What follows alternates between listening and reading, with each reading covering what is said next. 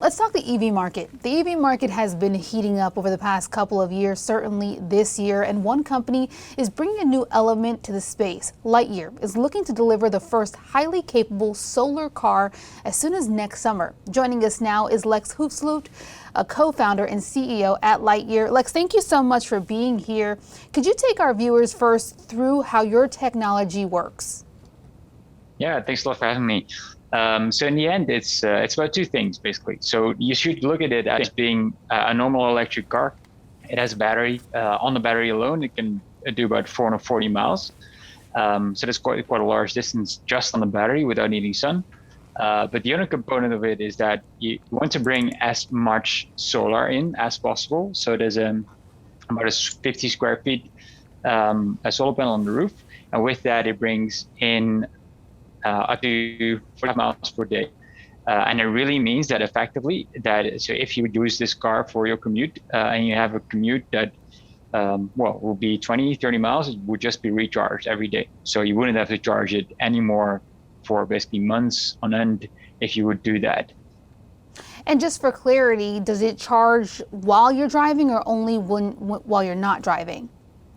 As both. So in the end, 90% of the time your car will be parked. So most of it will come when it's stationary, but it can also bring in energy when it's driving.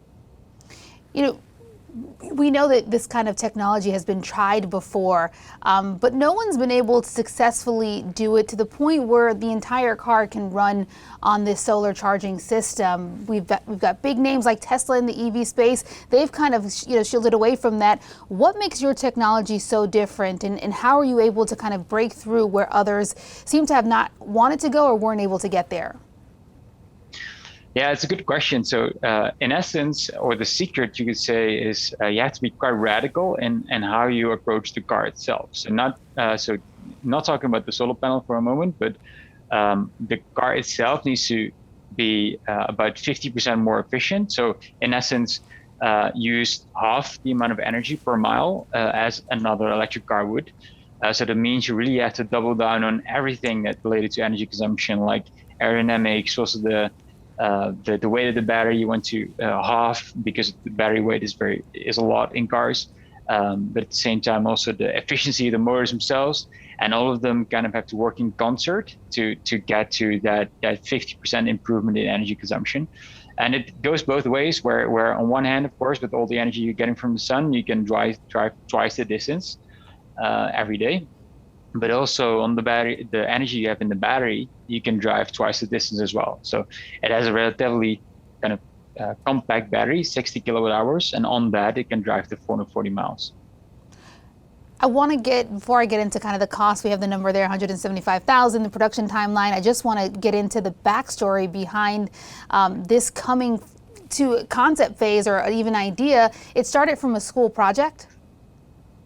Yeah, it was a university where we realized, hey, if you do the raw math of physics, basically, and you look at the numbers and you looked at, hey, what can solar panels do nowadays, then it would actually be possible to build a 4-seater car. So we built that for the World Solar Challenge. That's big. That's basically the World Championship for solar cars. And with that, we gained a lot of experience. We made a lot of mistakes, of course, and in the end, managed to win the competition. And with that, realized, hey, there's so much more into this concept than just racing. We can actually make consumer cars out of this. We're showing some video right now of the actual car. Just for clarity, double checking here, that's the actual prototype running on solar power? Exactly, yeah, that's it, running on solar power. All right, so we have up here 175,000. That's the price tag. That's a pretty hefty price tag. I wonder if you can talk about the demand at that price point for the vehicle, and then the future demand or future hopes for a more cost-effective vehicle. Yeah, exactly. So you should really look at this as being a very exclusive car. So we're not going to build more than 1,000 units. These are for the people that really want something very different, a car that wouldn't have to charge for months on end, and they can really take anywhere, right? Because the sun is everywhere. You can charge from a normal socket, and of course it's one of the first, and that's why it's expensive. That's the only way we can build them. But this will give us the ability to build a mass market version after this, basically very similar to the Tesla model, where our goal is that by the end of the decade, we believe that we can make very affordable cars that anyone could buy and drive, that you wouldn't have to charge at all. So basically, and of course, the charging and range are still sorry.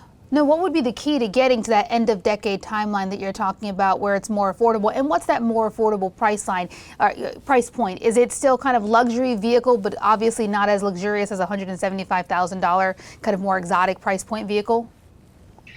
We really try to get to very low prices. So it's hard to put a number in right now, but it's definitely a mass market. So our mission as a company is clean mobility for everyone. And we just want to get those lost hurdles that are still there in charging, range, and cost of electric cars to really hit a home run on those, that it's a no-brainer to drive an electric car that can actually drive for free on the sun directly.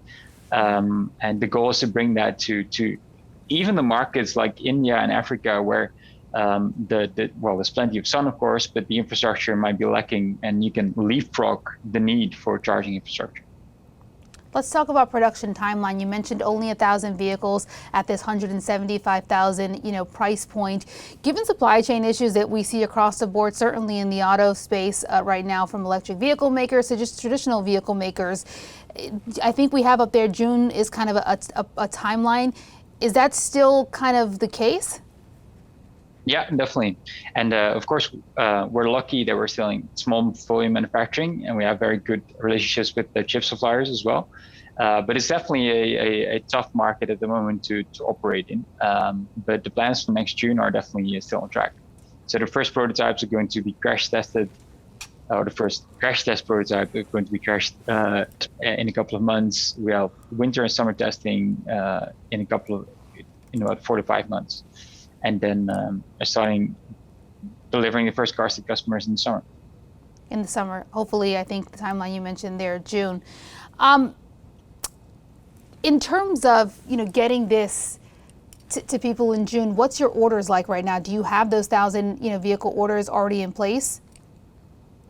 Yeah, so we're taking in orders just for the Netherlands right now. That's our home market. So we basically, all of the orders have been incoming without us doing any marketing.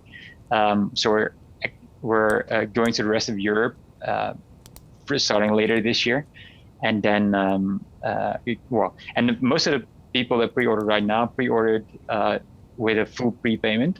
So those 130 people put in all the money they would have to get the car. Well, maybe if we get one here stateside, we can get kind of an exclusive look at it. That'd be great, definitely.